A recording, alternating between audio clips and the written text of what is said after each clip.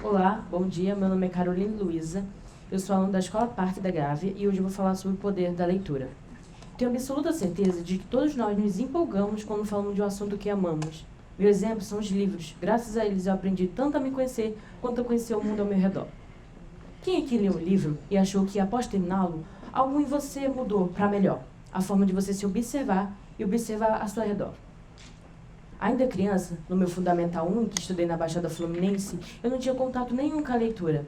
A minha professora, a tia Sonha, sabendo da ausência de biblioteca na minha escola, comprava e muitas das vezes trazia quadrinhos para nos incentivar a ler.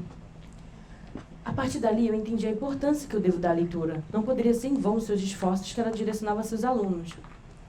Toda sexta-feira, ela trazia esses quadrinhos e pedia que escolhêssemos aquele quadrinho que mais chamasse nossa atenção, para que, quando chegasse segunda-feira, a gente pudesse compartilhar com nossos amiguinhos tais perguntas: o que você entendeu da leitura, o que te mais chamou a atenção?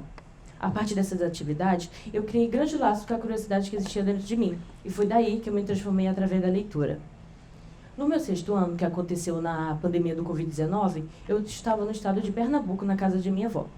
Eu havia perdido o contato com a leitura. Eu senti um enorme vazio, como se nada me preenchesse, sabe? Eu tinha dificuldade para acessar um livro, seja ele virtual, pois eu não tinha um telefone, seja ele físico, pois eu não tinha condições financeiras e as escolas estavam fechadas por conta da pandemia. Para vocês terem noção, nem mesmo os quadrinhos que eu estava tão acostumada a ler, eu lia. Foi então que eu voltei para o Rio de Janeiro, para terminar meu Fundamental 2. Na nova escola, eu havia descoberto a biblioteca no andar de cima. Eu precisava me aprofundar naquelas páginas. Talvez eu pudesse me reencontrar naqueles versos ou entender mais sobre o mundo através daqueles capítulos. Foi aí que eu li o meu primeiro livro, o livro que me fez continuar de vez no hábito da leitura. Infelizmente, eu não lembro o nome do meu primeiro livro. A propósito, aproveito para pedir uma ajuda a vocês. Caso alguém lembre, por favor, me avise. Eu preciso ler novamente. O bom é que eu sei de alguns detalhes sobre a história. Narra a vida de 5 crianças das quais moram na rua e passam por dificuldades que o mundo traz para elas, seja na necessidade de comer, seja na amizade. Ler aquelas páginas era como se eu recebesse um soco, um puxão de cabelo, um arranhão no joelho. Era como se o livro me mostrasse realidades do quais eu nunca imaginaria com crianças da minha idade. Foi então que eu me peguei refletindo. Se eu estou lendo para fugir da minha realidade, do qual eu não tenho nada a reclamar, então entrarei em várias outras e que cada uma delas vão me trazer um conhecimento novo. Foi daí que começou uma verdadeira aventura. Hoje mencionarei 2 livros, conforme vou me descrevendo e descrevendo o mundo, diante dos meus olhos e das páginas que leio. O primeiro é O Avesso da Pele, do Jefferson Tenório, e o segundo é o Fahrenheit 451, do Ray Bradbury. Sempre prestei muita atenção na forma que eu dedicava a minha atenção aos professores. Eu queria provar a eles o quanto eu estava dedicada a escutar cada palavra que eles escolhem minimamente para nos ensinar um determinado assunto. Confesso que quando eu li O Avesso da Pele, chorei muito com a realidade do pai do protagonista. Um professor negro diante de uma sala branca contaminados pela ignorância. Certo dia, cansado do estado invisível que se encontrava, mencionou um livro com muita empolgação, mesmo diante de vozes que silenciavam a sua. Ao final da aula, apenas um aluno se aproximou e perguntou a respeito do livro. Aquele aluno não havia lido o livro todo, mas a metade dele. Ele foi influenciado pelo seu professor, o que aconteceu comigo no Fundamental 1 da tia Sonha. O professor sentiu uma paz no seu coração. Era como se alguém, no finalzinho da caverna, pegou a lanterna, iluminou seu rosto e olhou seus olhos. Ao caminhar para casa, ele foi esbarrado por policiais. Um daqueles estava sem paciência, pois havia tido um pesadelo com um homem negro invadindo a sua casa. O policial exigiu que o professor levantasse a mão. Mas, poxa, era o dia dele. Ele finalmente conseguiu que um aluno prestasse atenção nele. Ou seja, o racismo não poderia acabar com o seu dia. Mas, infelizmente, uma bala acabou com a sua alegria. O professor, que segurava uma pasta, a pasta que guardava um bendito livro. O livro que apenas um aluno se dedicou a ler. Agora, esse professor havia sido morto. Às vezes, somos esse aluno e podemos utilizar o livro para mudar algo ou a nós mesmos.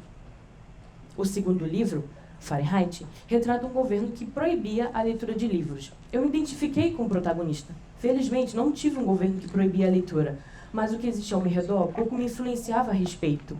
Eu não fui proibida, mas fui deixada de lado, como se aquele objeto repleto de páginas brancas e fontes de letras fosse nada.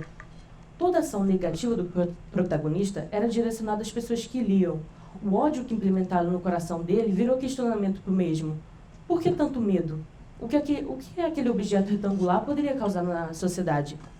Na verdade, não era a forma do livro em si, mas o que ele trazia. Nele tem vozes de pessoas que passaram pela Terra e que, de algum modo, têm saberes que precisam ser compartilhados e não deixados de lado.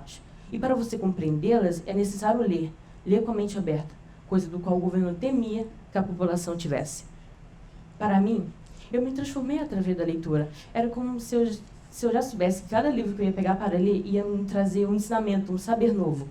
No entanto, isso não acontece com todo mundo.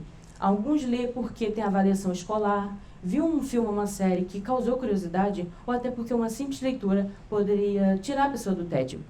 Como vocês podem ver, os livros conseguem ser presentes e encaixar em vários momentos da vida, seja em entretenimento, ensinamento moral, avaliações. Isso parte muito da forma de você buscar e escolher.